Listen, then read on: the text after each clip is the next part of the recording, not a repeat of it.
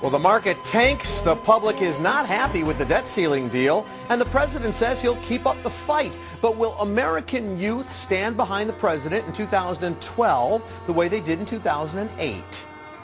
Welcome to Politics Tonight. I'm WGN TV political analyst Paul Lisnick, and this is our nightly look at politics around our city, state, and nation. Tonight, my guests are Angel Garcia, the development director of the Chicago Young Republicans, and Matt Fruth, the president of the Young Democrats of Illinois. My guests will join me in just a moment. We always want your comments and questions, so our phone lines are now open as you can chime in on what you think President Obama's chances are for next year. 877-358-CLTV. That's 877-358-2588. If you prefer Facebook, just go to facebook.com/politics tonight. Check out my lovely picture. You can leave your questions and comments there. And also, by the way, hit like when you get to that page. We'd appreciate that. You can also follow us at Twitter at Politics Tonight.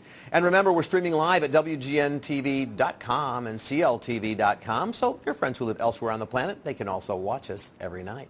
But first, here's what's happening in politics tonight. Mayor Rahm Emanuel surprised a couple of Chicagoans yesterday by giving them a phone call, thanking them for submitting their cost-saving ideas to the city's budget website. More than 2,000 ideas have already been submitted, and the mayor's office said Emanuel called those with the most promising ones. Those ideas included making city agencies paperless and reducing the size of the city council. What if the aldermen like that one? Chicago Treasurer Stephanie Neely says that the city did not lose any money when the stock market dropped yesterday. The city has a $7 billion portfolio, which the treasurer says is safely invested in treasury bonds and other safe vehicles. Neely says that while the city's not earning a high rate on return of the investments, her number one priority is keeping the money safe, an obligation she says she's met. Today, Governor Pat Quinn appointed Erica Borgren as the new director of the Illinois Department of Veterans Affairs. Borgren is an Army veteran herself and an Illinois native who previously served as a senior staff member for General David Petraeus. The Department of Veteran Affairs assists veterans in obtaining the benefits that they're entitled to receive. Americans have voiced their disgust with Washington. In the latest New York Times CBS News poll, it found that a whopping 82% of Americans disapprove of the way Congress has been doing its job. It's the highest level of disapproval since the poll began in 1977. While neither party received high marks, Republicans fared the worst. 72% disapproved of the way Republicans in Congress handled the debt deal negotiations versus 66% disapproving of how Democrats handled those negotiations.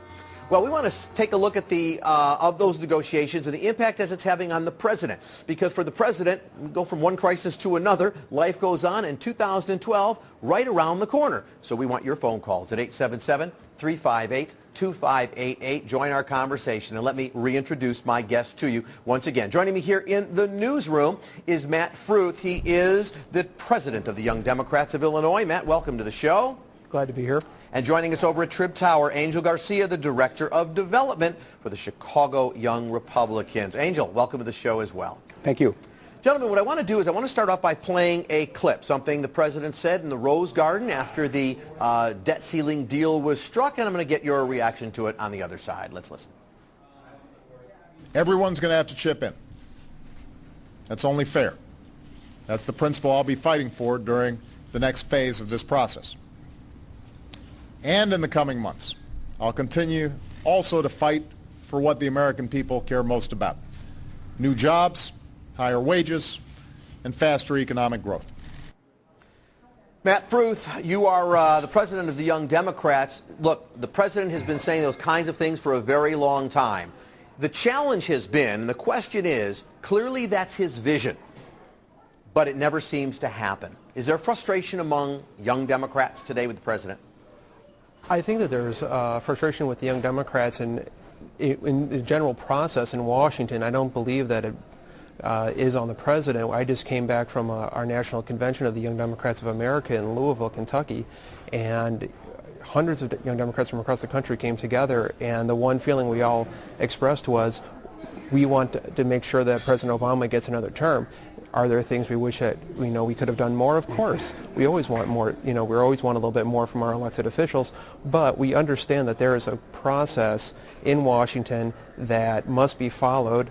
Unfortunately, it relies on people from both parties coming to the table in good faith, and I think that as the polls that were stated show, that Americans understand that only one side has really not been coming to the table in good faith. And let's talk to a representative of that other side. Angel Garcia, you're the Director of Development for the Chicago Young Republicans. And perhaps what Matt says is fair enough. Angel, let me ask you, the president does have this vision. Perhaps even he realized it was a bit naive when he came into office, thinking he could accomplish what he wanted without much of a stop. But in fact, Mitch McConnell, the leader of the Republicans in the Senate, he's been quoted as saying the number one goal is to make sure President Obama is a one-term president. So is it really fair to look at the president's failure to reach his goals and blame him when he has a very powerful opposition? Well, when we look at what's going on, Republicans only have one half of Congress. It's the Republicans that have to work with the Democrats and with the president. The problem isn't that the Democrats don't want to work with the Republicans. It's that the Republicans have to work in the world that's there. What we had to do is, there was no real cuts. What we had was a reduction in future spending. The only way we'll have real cuts in the future is if we get the other side of the House, the Senate, to go Republican, and for Barack Obama to be a one-term president. He said it himself.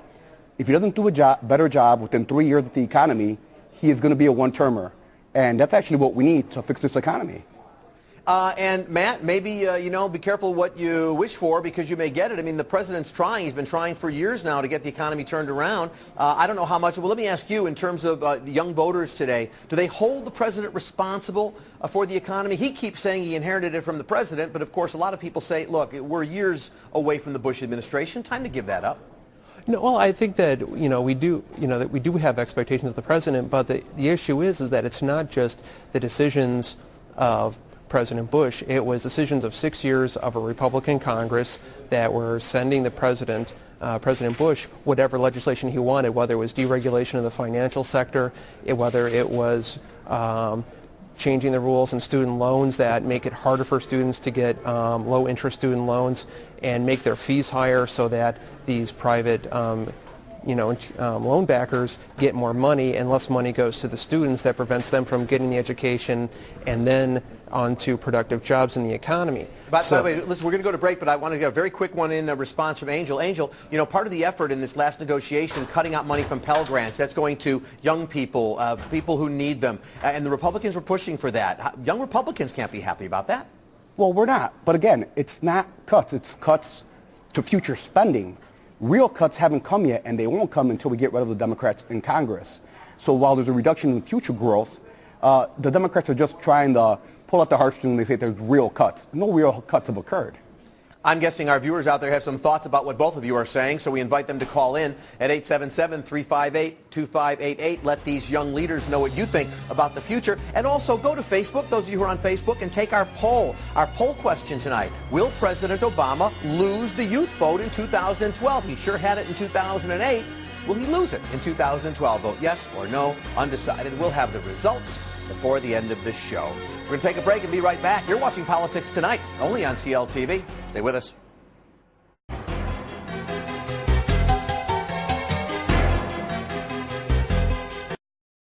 At 877-358-2588. Speaking of polls, I mentioned during the news portion of our program that there was a new poll out showing what people thought of Congress and the Republicans. I'm going to show you those results again, but before I do, let me reintroduce my guest to you. Joining me here in the newsroom, representing the Democrats, the Young Democrats point of view, I might add, Matt Fruth. He's the president of the Young Democrats of Illinois. And over at Trib Tower, representing the Republicans, Angel Garcia, the Director of Development for Chicago Young Republicans. So, gentlemen, we're going to post these poll results now in terms of what people are thinking of Congress. And you can see it says that in terms of the disapproval of Congress, it's hit an all-time high. As I mentioned in the news, ever since they started this poll, 82% disapprove of Congress, only 14% approval. Angel, that's pretty pitiful. And let me ask you, to what extent do you think the disapproval of Congress will ultimately carry over to the country's view on the president? Well, let's look at those numbers a little bit more closely. Republicans aren't happy with what happened, not because they don't disagree with raising the debt ceiling. They were angry because there weren't any real cuts. They wanted substantial cuts. So what that translates into is the Republicans are going to be more fired up to get more Republicans in Congress. And that's going to really affect Obama, because a fired up Republican base is really going to hurt Obama. The challenge for Obama is going to be, can he get his base fired up to get out there and campaign for him? All right, and let's go to the phones. We do have some phone calls calling in. Of course, one of the points we want to talk about today, the results of the new employment numbers are out. We know that 117,000 new jobs were created, better than expected, but most analysts say not good enough. And we've got a caller who wants to comment on the jobs in that situation. So joining us from Barrington is Peter. Peter, welcome to Politics Tonight. Appreciate your calling in. Please go ahead with your question or comment. Hi, thanks for taking my call. Sure, go ahead, sir. Yeah, I have a question for Mr. Fruth. Okay. Sorry if I didn't pronounce your name correctly. Hey, just in general, do you believe that your friends at your age, and I really take my hat off to you guys because we don't have enough young people involved in politics, but do you believe your friends, recent graduates, believe in the policies today of big government versus perhaps private sector is going to be fruitful for jobs and growing job growth? And then I'll leave the question up for the answer up to you.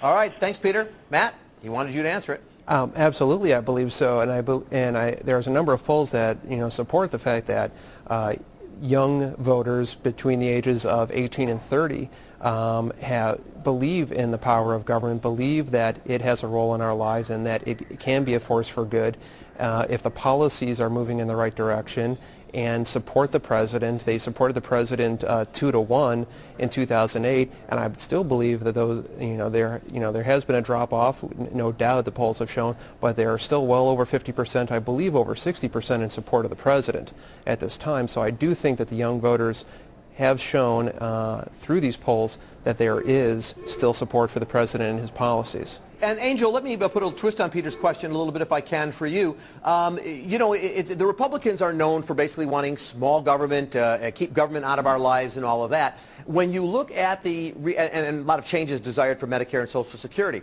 but when you look at the polls, they're very significant numbers. Over 80% of Americans say don't touch Medicare, don't touch Social Security, what we call the entitlements. I get emails all the time from viewers and people who say, I'm really scared. Tell me what it is that could happen to this. We're really frightened about that. Well, is that a winning argument for Republicans to sort of say we need to what might ultimately end up in a dismantling of those programs?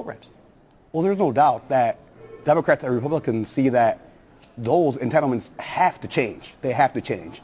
How much they change and how they change, that's going to be what's going to be the winning issue.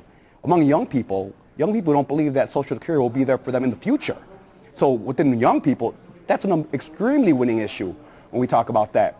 The problem is trying to balance that with the older voters that have actually paid in and expect the government to be there in their later years. How we frame that issue is going to be whether we win or lose on it.